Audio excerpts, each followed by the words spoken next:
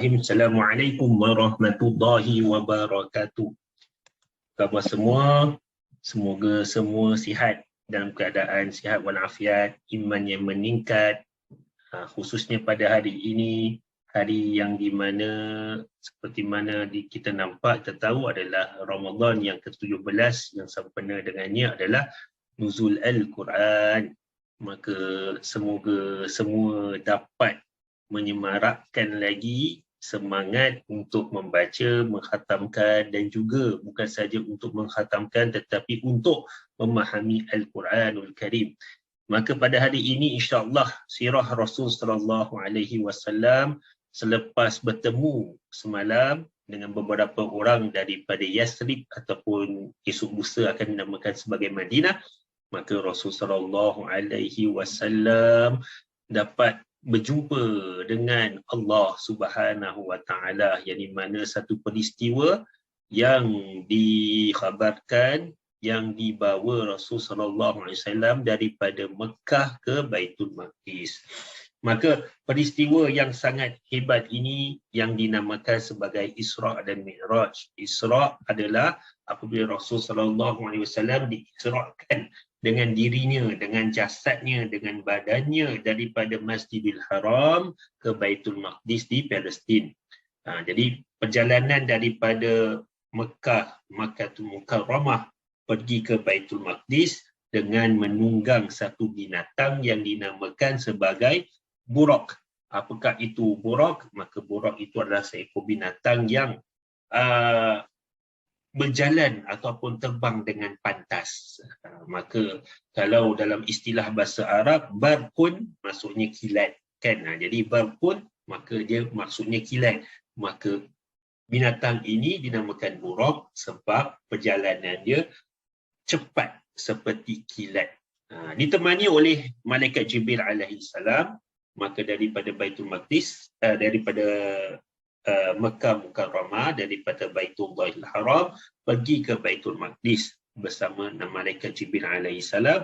Rasul SAW turun ke Baitul Maqdis, maka dia mengimami solat di sana sallallahu alaihi wasallam bersama para anbiya yang terdahulu.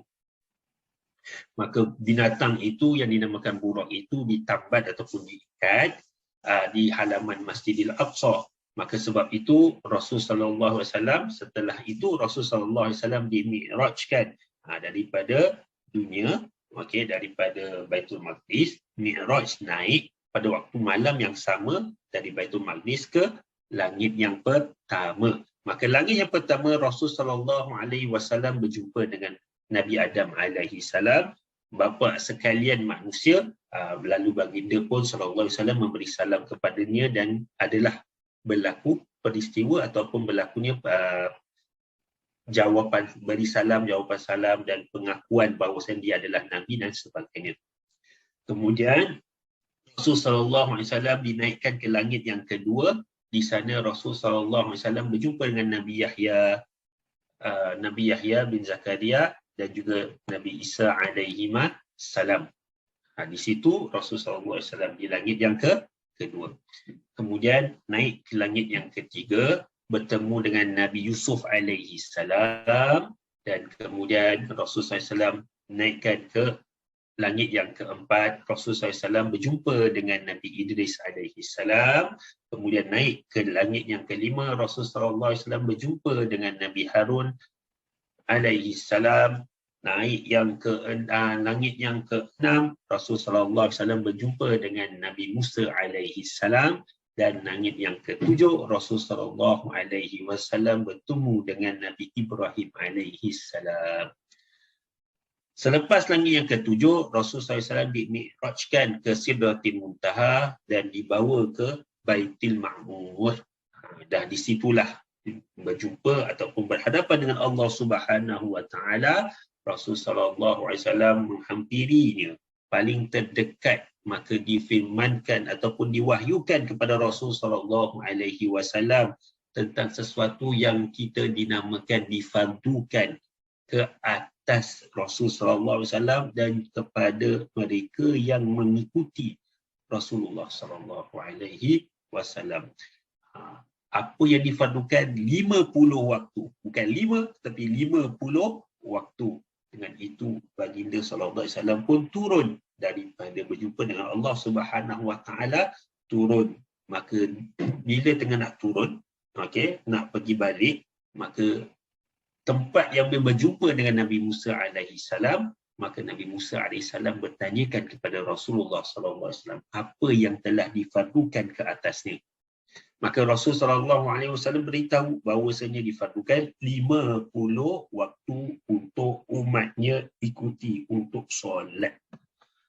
Maka kita tahulah ceritanya di mana Nabi Musa AS beritahu kepada Rasul SAW supaya naik dan minta takhfif, minta dikurangkan. Sehinggalah ceritanya, sehingga diriwayatkan akhirnya apa yang kita amalkan setakat 5 waktu sahaja, kerana kami sebagai umat tak mampu untuk melaksanakan apa yang diperintahkan oleh Rasulullah SAW. Tapi yang diperintahkan kepada Rasulullah SAW. Tetapi Rasulullah SAW sampai yang 5 waktu tu Rasulullah SAW tastahi, malu nak memintalah lagi. Maka itulah ceritanya, dan adalah riwayat-riwayat yang lain seperti, tapi kita ceritakan setakat ini sahaja. Rasulullah SAW diisra'kan dan dimi'rajkan. Dan kalau nak khusus, nanti insya-Allah kita akan adakan cerita ataupun pembelajaran tentang sirah Rasul sallallahu alaihi wasallam. Jadi dekat sini berlaku juga pada waktu itu adalah pembedahan kepada dada Rasul sallallahu alaihi wasallam kali yang kedua.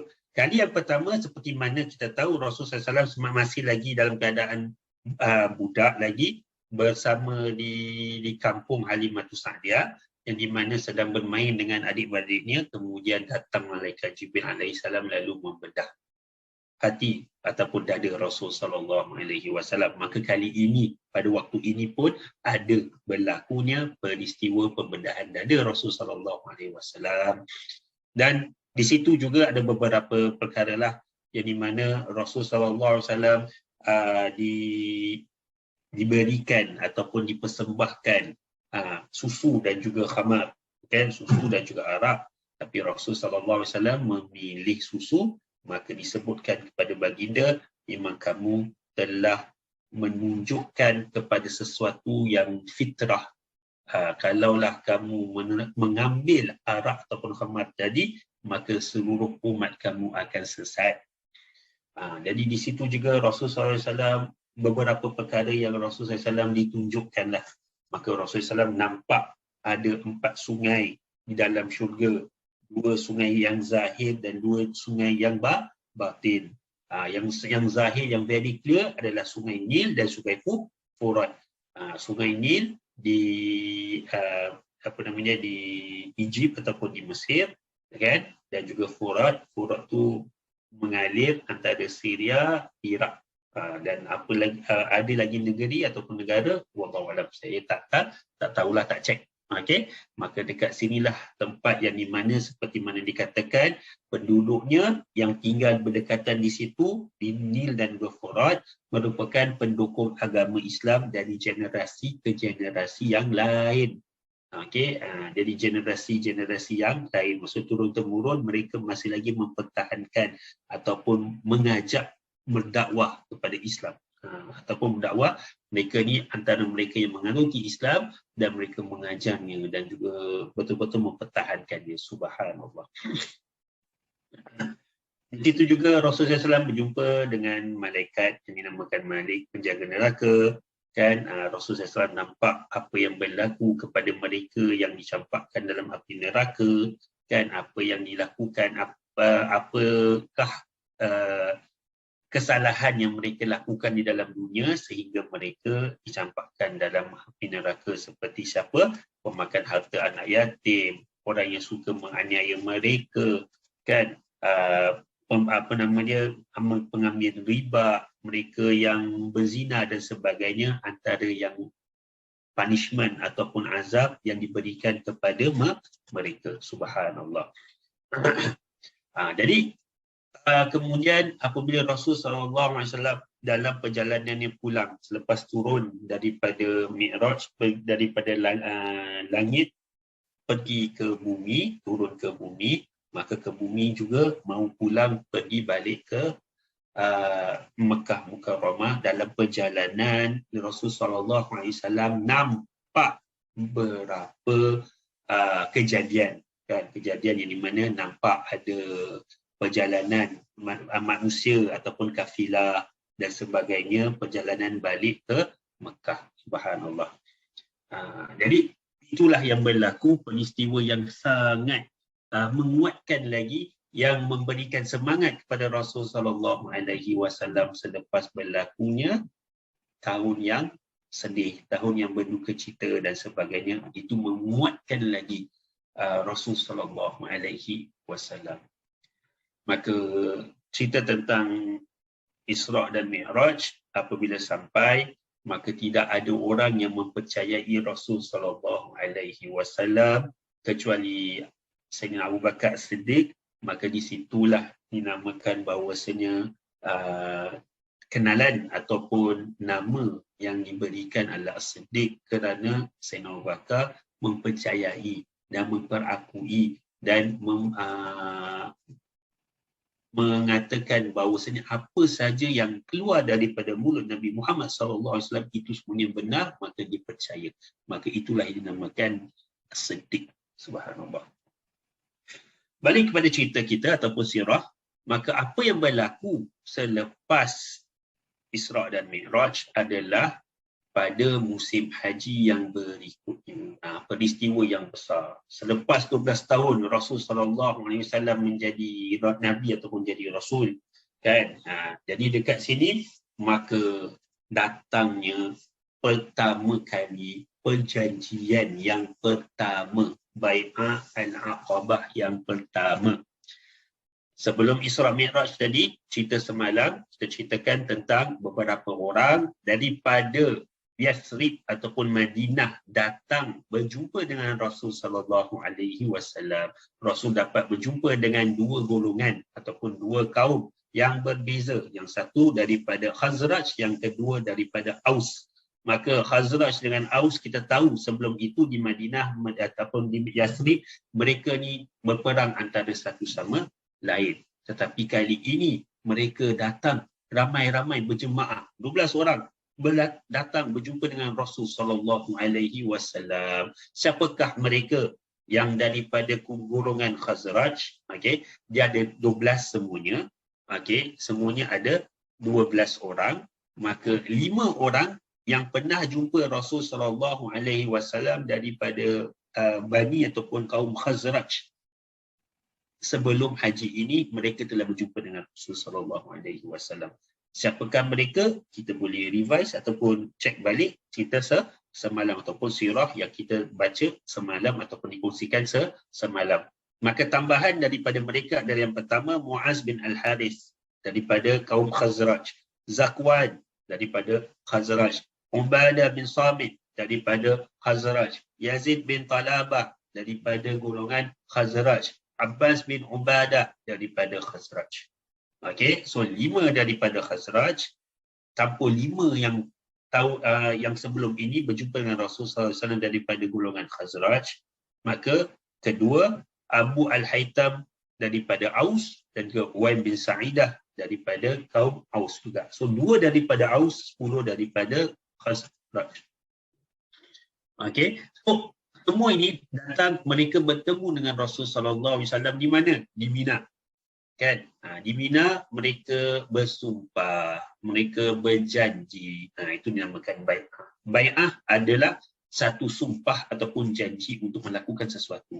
Maka mereka bersumpah dengan Rasulullah SAW, mereka berjanji dengan Rasulullah SAW berdasarkan seperti mana bai'ah perjanjian, kepada nama perjanjian itu perjanjian An-Nisa ataupun perjanjian wanita. Okey.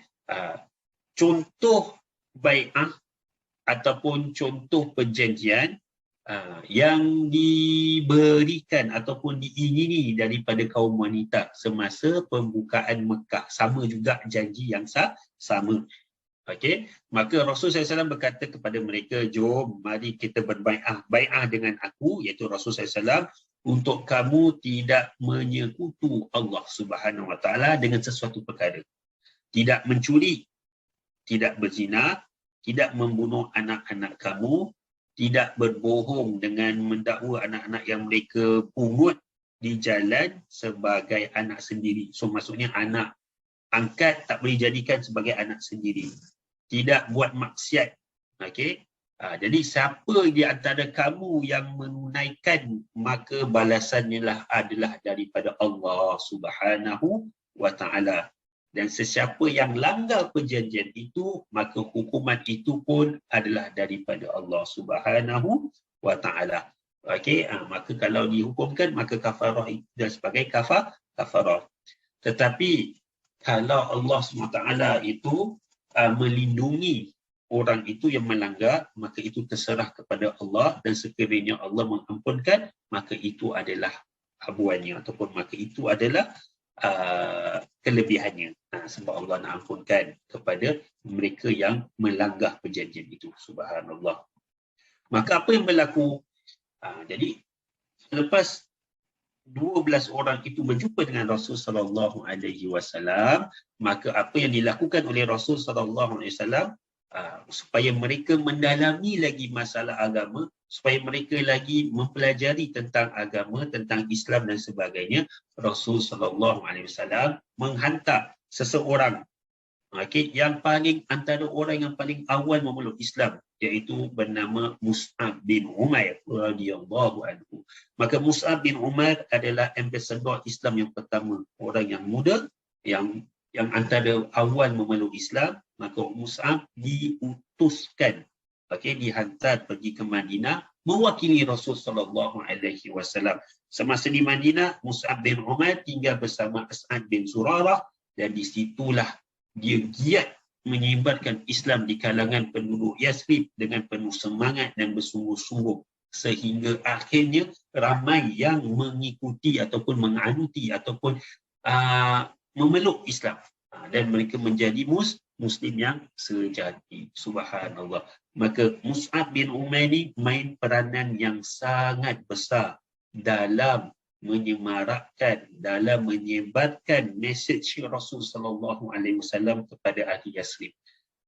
Wakil Rasul sallallahu alaihi wasallam di Yathrib ataupun di Madinah. Subhanallah. Maka di situlah Rasul sallallahu alaihi wasallam dapat ramai orang yang mencintai Rasul sallallahu alaihi wasallam, iaitu di Madinah.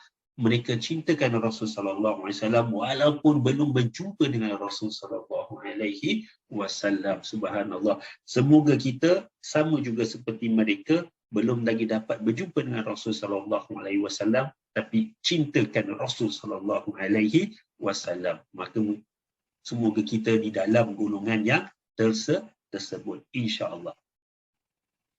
Maka setahun selepas perjanjian Aqabah yang pertama, selepas berjumpa dengan Rasul sallallahu alaihi wasallam, selepas Rasul sallallahu alaihi wasallam menghantar utusannya iaitu Mus'ab bin Umair, maka pada tahun yang ke depan ataupun tahun yang akan datang, pada tahun ke-13 Rasul sallallahu alaihi wasallam menjadi rasul, menjadi nabi, telah datang ke Mekah satu rombongan yang sangat ramai, yang terdiri daripada 70 orang. Subhanallah.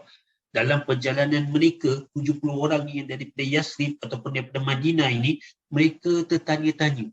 Mereka dalam perjalanan mereka ke Mekah, mereka tertanya-tanya.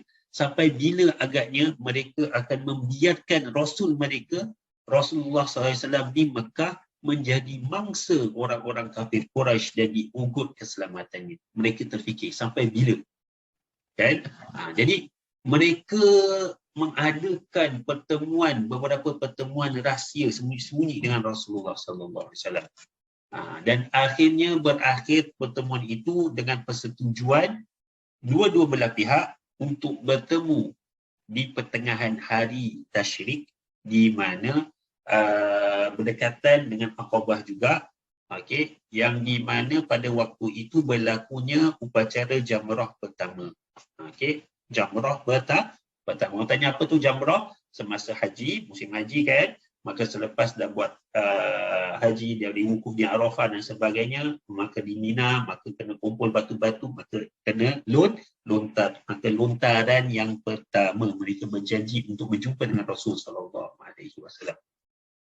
Maka di situ mereka berbai'ah. Mereka dah berjumpa dengan Rasul 70 orang, ramai kan, bai'ah. Untuk apa? Mendengar dan patuh dalam keadaan sihat, segar dan malas. Maksudnya ikut perintah Rasul sallallahu alaihi wasallam, mengikuti perintah Allah Subhanahu wa taala.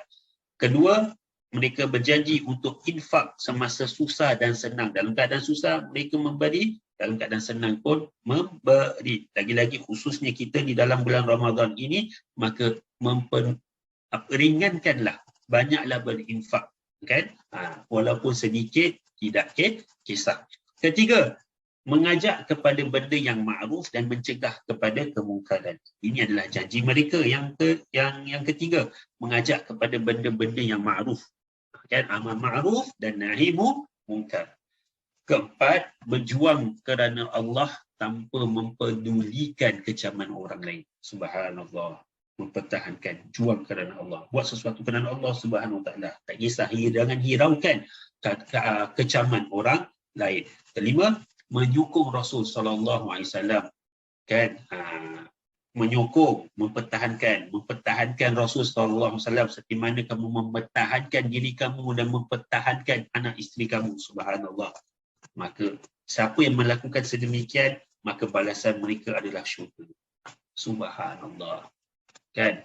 Jadi dekat sinilah mereka mengatakan, sesungguhnya kami akan menerima Rasulullah SAW dengan kerelaan hati, menerima segala risiko, kehilangan harta ke, kehilangan benda ke, hatta kalau kita mati pun kami rela. Subhanallah. Dan sekiranya demikian, apalah balasan wahai Rasulullah SAW? Maka Rasul menjawabkan, kalau apa saja kamu lakukan sedemikian, maka syurgalah balasannya. Maka mereka pun macam happy lah, mereka akan dapat mempertahankan Rasulullah sallallahu alaihi wasallam. Maka ini adalah bai'ah yang kedua. Dalam bai'ah ini juga memandangkan kali ini makin ramai orang yang datang, maka Rasul sallallahu alaihi wasallam memilih beberapa ketua ataupun pelantikan 12 orang naqib ataupun ketua lah dekat Madinah, yang dari antara mereka. Jadi dekat sini 9 orang daripada Khazraj dan 3 daripada Aus. Jadi 9 orang ini mereka menjadi ketua di di Madinah. Daripada kaum Khazraj 9 orang, 3 daripada Aus. So siapakah ketua-ketua ini? Maka antara mereka orang yang pertama, As'ad bin Zurarah, Sa'ad bin Rabi', Abdullah bin Rawaha, Rafi' bin Malik, Al-Bara' bin Marud, Abdullah bin Amr, Ubadah bin Samit, Sa'ad bin Ubadah dan Munzir bin Amr. Ini 9 daripada golongan Khazraj.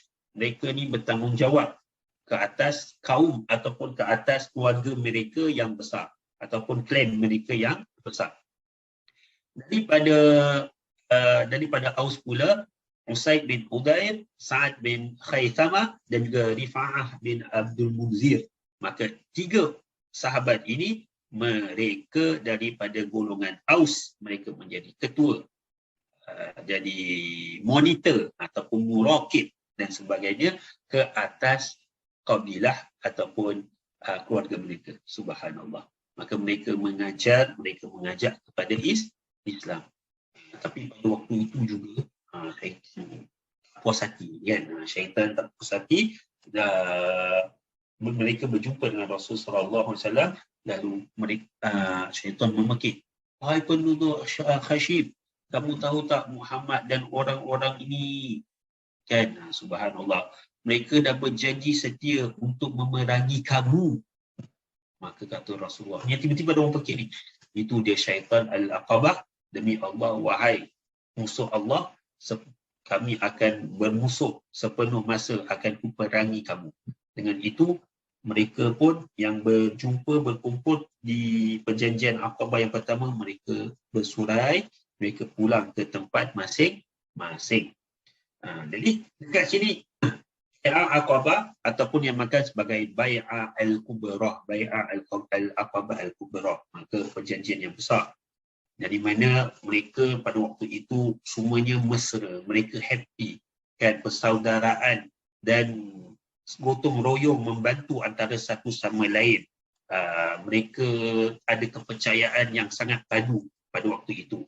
Mereka ada keberanian yang luar biasa.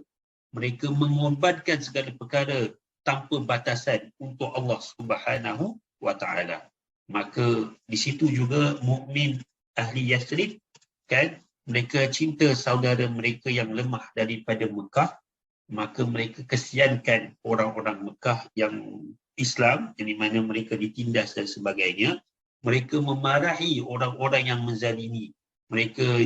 Jiwa mereka bergelora dengan kasih sayang terhadap sahabat ataupun saudara mereka, dan subhanallah, ini semuanya mereka buat kerana Allah Subhanahu wa taala. Maka insya-Allah kita sambung esok dengan cerita tentang hijrah Rasul sallallahu alaihi wasallam. Semoga apa yang dibacakan ataupun semoga apa yang dikongsikan ia memberi manfaat kepada diri kita supaya kita cintakan Rasul sallallahu alaihi wasallam, dan semoga itu kita berjumpa lagi insya-Allah. Assalamualaikum warahmatullahi wabarakatuh.